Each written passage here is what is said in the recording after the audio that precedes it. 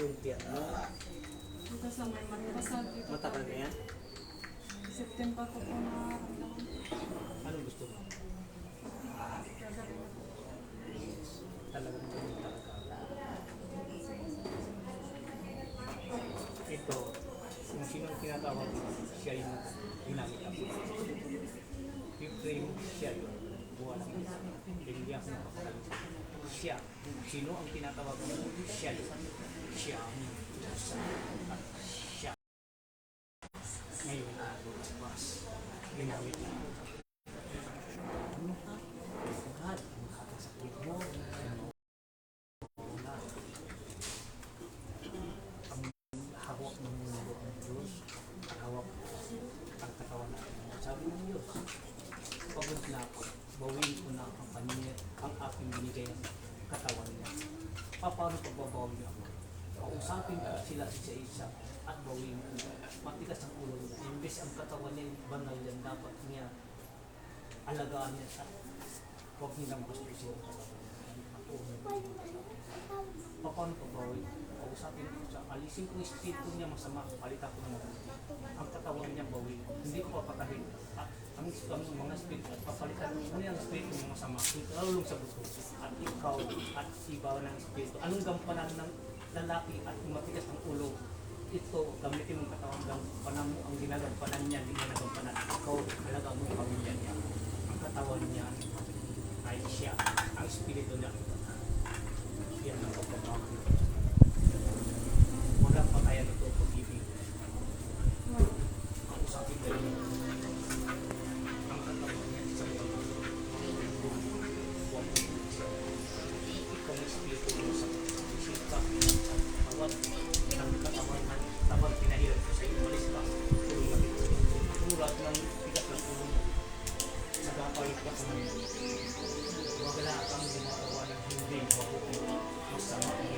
Alisin na ang espiritu mo, palitan ng bagong espiritu. Ikaw buhay ang katawan mo, ang espiritu mo wala na.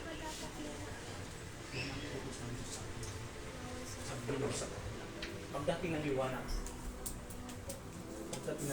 pipiliin na ayaw na dudumisan ng Ama ang liwanag yun.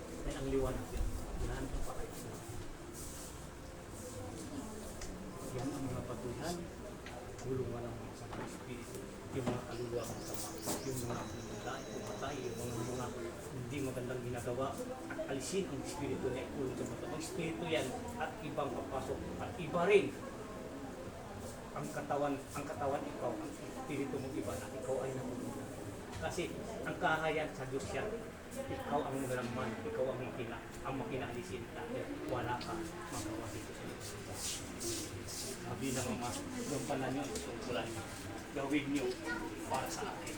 Kayo at ako isa. Para sa gawin mo. Pilihan ako para sa akin. Okay? Walang rin makaligtas kung hindi tayo mag-shot sa kanya. Kung nasaan siya ito, doon tayo. Dahil freedom tayo. I-respect. Huwag tayo papasto. Hindi ka Diyos. Hindi ka rin mamusisig. Dahil hindi panahon may usigan yan masaya. Mayroong sinabi kanina ako. Ang sabi niya, Ama, pumapatay kami ng espiritu. Walang bagay pumapatay ng espiritu. Wala pang hukom, wala pang tinakda patay. Pagdating ng oras, buhay ng patay. Lahat titimbangin na ngayon. Siya sa akin tayo kung ano man ang gawain ninyo at tayo ang magliligtas sa sarili niyo. Wala nang iba. Ang pagbabago, tunay yun kaya na. Ang Diyos ay sa inyo. Kayo rin ang magpipili kung kayo ay magbago. Sa Diyos kayo, kung kayo gumawa ng hindi, tayo rin ang magpapili sa sarili. Sama. Ipa dito, direct sa karangin. Dito. Labas sa bigyan. Ang Diyos mo, hindi na papaliwanag sa inyo. Dahil ang bigay, totoo, tapos na yan. Ang pagbabago mo doon. Dahil kung tuloy-tuloy natin ang bigyan, walang katapusan niya. May iba na si Moses, iba na si Noah, iba na si Jesus, iba na ngayon darating ang siya ahawak ng ang kapayapaan, ang nasa kanya. kabutihan, pag-ibig. Pagigitan siya, darating din. Ang lahat ng sakit mo,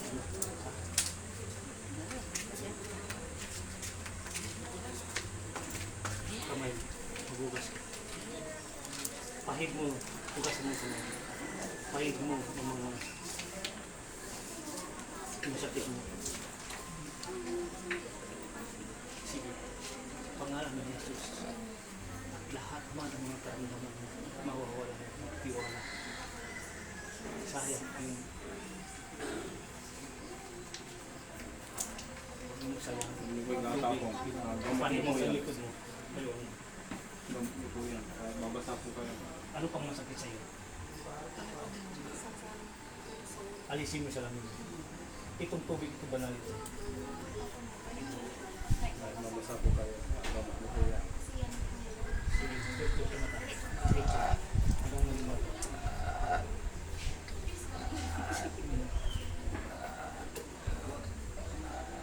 Misay agad siya.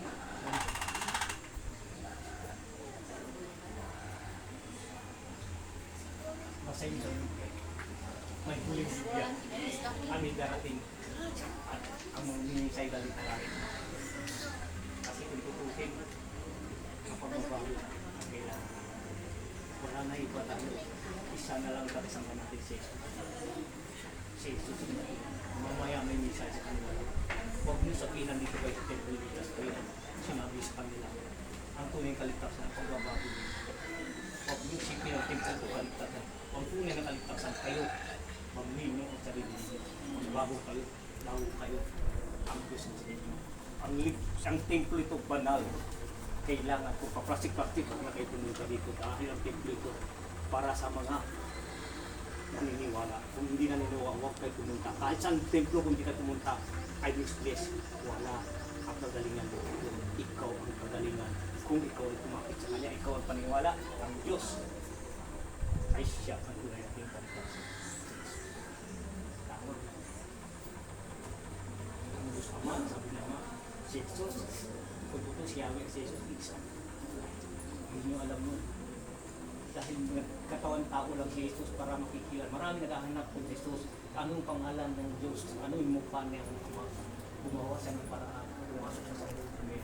Para may katawan tao siya. Para pinaka ako ang aking ama ay isa. Hindi kayo makakaroon sa kanya kundi gamit na ako.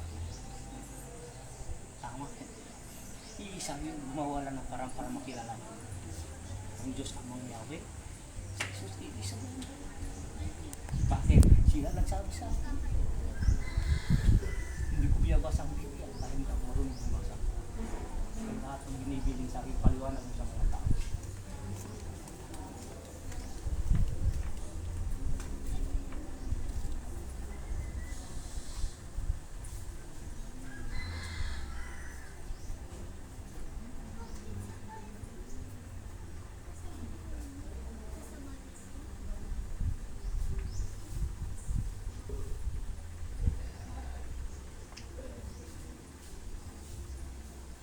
Tayo ka. Galawin mo katawan. Ganyanin mo. Ramdam mo. Ano? Masakit? Hindi. Pero medyo Ang sinabi mo, masakit. hindi gano'n masaya. Ngayon, wala nang sakit. Hindi na. Dahil. Ano?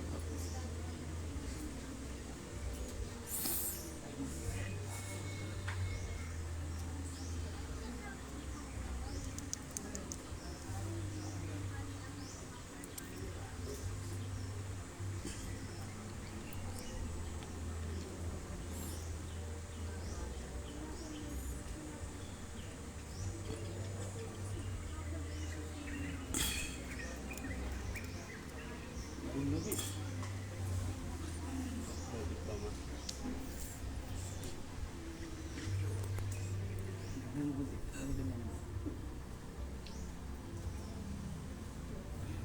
Lumambot. Buti kong kanya. Nabawasan natin yung lingko.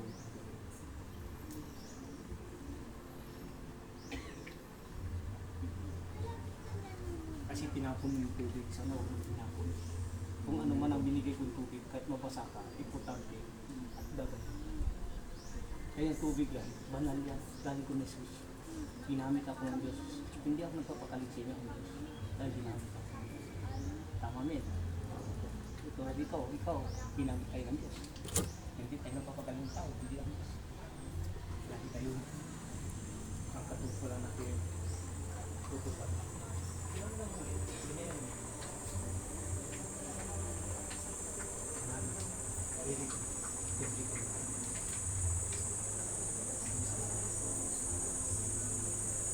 May gawain kasi sila. May pupuntahan sila. Sila mga iglesia. Sulat naman po yung pangalan ko. Bumuna po kami dyan para may sulat nyo.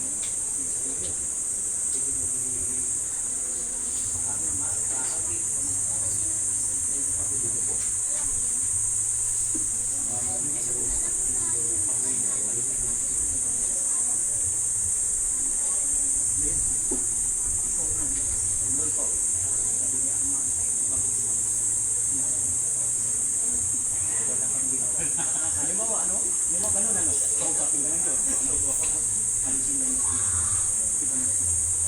15 minutes.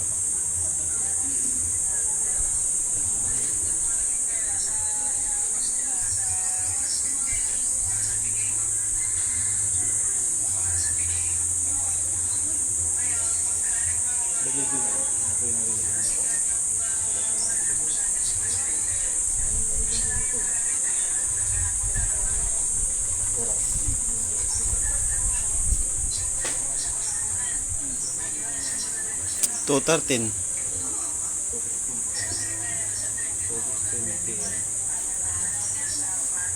Ito po. Kung ano yung karamdaman niyo po. Kung ano yung sakit. Diba kung ano yung sakit.